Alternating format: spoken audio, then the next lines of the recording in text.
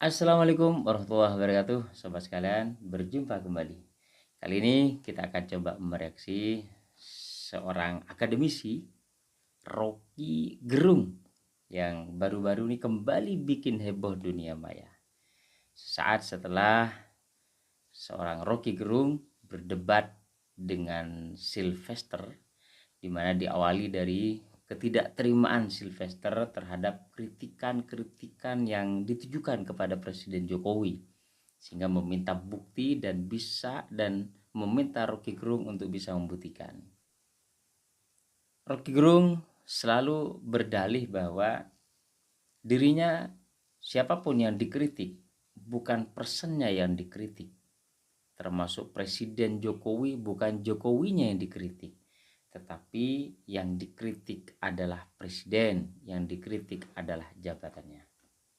Yang dijadikan alasan adalah kritikannya adalah sebuah metodologi.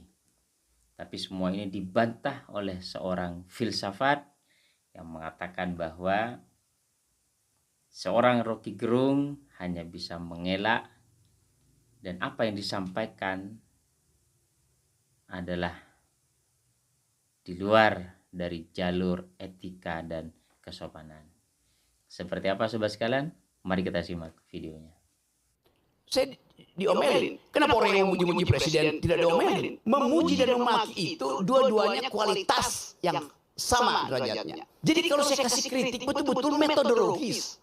Apakah saya benci pada Presiden Jokowi? Enggak. Saya mau terangkan itu dalam posisi saya sebagai kritikus. Saya mau menjadi kritikus. Orang-orang yang jadi pejabat enggak mau, saya mau jadi kritikus saja. Kenapa saya mau jadi kritikus itu? Jadi tidak semua yang kotor itu tidak berguna.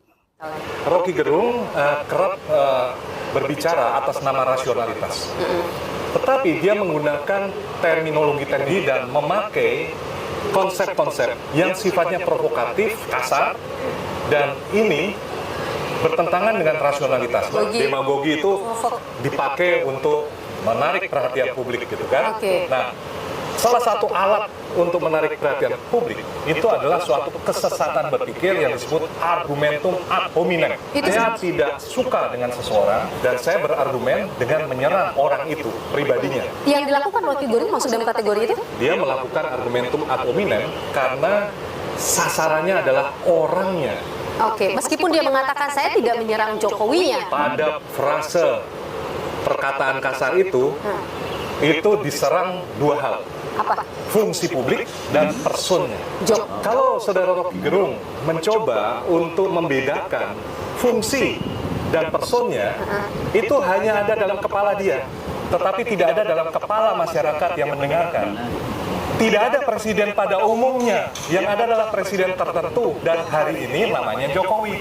Jadi kalau Rocky Gerung mengatakan bahwa saya tidak mengatakan Jokowi, tapi saya mengatakan presiden, sudah ada kesalahan berpikir dari Rocky Gerung. Itu teknik untuk mengelak ya. Jadi Rocky Gerung sedang mengelak saja. Oh, itu biasa dipelajari dalam teknik demagogi. Itu negatifnya karena frase yang dipakai kasar.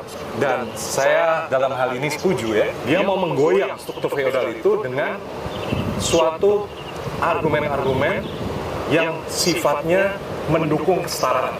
Kalau dalam hal yang terakhir itu soal ujaran yang problematis, tidak selayaknya dan tidak berguna mengatakan hal-hal itu. Tidak berguna ya? Itu adalah hal yang sia-sia. Tidak ingin mengatakan bahwa itu kasus etis, tapi etiket, sopan santun, tata krama. Waktulah kepada saudara Rocky Gerung untuk menyadari kesalahan dalam pemakaian kata-kata. Itu lebih produktif untuk mengubah seseorang daripada diberi kerangkeng hukum atau hukuman dan sebagainya. Tapi kalau yang bersangkutan hanya bisa sadar dengan hukum, ya bantulah mereka dia sadar dengan hukum juga. Menarik sobat sekalian, lidah tidak bertulang. Mulutmu adalah harimaumu. Sebisa dan semampu kita untuk bisa menjaga lisan kita, bagaimana berbicara, bahkan mengkritik pun dengan cara-cara yang halus dan lembut. Mengkritik dengan hujatan dan kata-kata kasar di luar dari jalur etika dan kesopanan. Tidakkah lebih baik mengkritik dengan cara-cara etika yang lebih lembut dan sopan kepada siapapun, termasuk kepada Presiden Republik Indonesia? Tidakkah lebih baik membuat suasana kehidupan demokrasi kita gaduh gara-gara salah mengkritik dengan etika dan kesopanan? Kritikan bagus, menyampaikan pendapat bagus, tapi tidakkah lebih baik menyampaikan kritikan, menyampaikan pendapat dengan kata-kata yang bagus, dengan kata-kata yang beretika dan sopan, daripada dengan menyakiti, daripada dengan kata-kata yang tidak pantas disampaikan dengan kata hujatan dan makian. Negara kita adalah negara yang bermartabat, generasi penerus yang juga memiliki etika dan kesopanan untuk membawa bangsa ini tetap menjadi bangsa yang bermartabat. Assalamualaikum warahmatullahi wabarakatuh.